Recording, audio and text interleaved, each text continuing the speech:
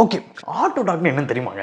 ஆட்டோடாக்னா ஒன்றும் இல்லை, automatic robotic doctors. ஆமாம், நீங்கள் நினச்சி பாருங்கள், நம்ம ஒரு ஹாஸ்பிட்டலுக்கு போகிறோம், அங்கே டாக்டர் யாருமே இல்லை, அங்கே ஒரு மிஷின் தான் இருக்குது, நேராக மிஷினுக்குள்ளே போகிறோம், அதுவே நம்மளை ஸ்கேன் பண்ணுது, அதுவே நமக்கு என்ன நோய் செக் பண்ணி அதுவே ட்ரீட்மெண்ட் சர்ஜரி பண்ணிடுது. எப்படி இருக்கும் பாருங்க, இதுதான் அந்த ஆட்டோ டாக்டர் சொல்லுவாங்க. இது ஆட்டோமேட்டிக் ரொபோட்டிக் டாக்டர்ஸ் தான் நான் ஆட்டோ டாக்டர் மென்ஷன் பண்ணேன்.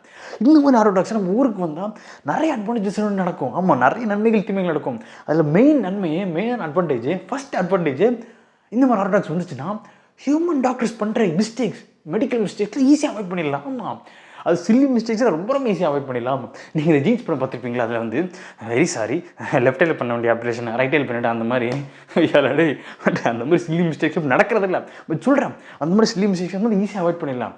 அப்படியே மிஸ்டேக் பண்ணாலும் நம்ம ஊரில் டாக்டர் போட்டு அடிக்கிற மாதிரி மிஷின்லாம் போட்டு அடிக்க முடியுமா? எப்படி? அதெல்லாம் வாய்ப்பே இல்லை. டாக்டர்லாம் போட்டு அடிக்கலாமாங்க? அதெல்லாம் தப்புங்க.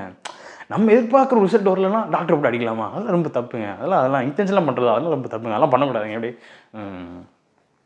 அப்படி போகிற போக்கில் அடுத்து எப்படி? அவ்வளோதான் என்ன பண்ணுறது?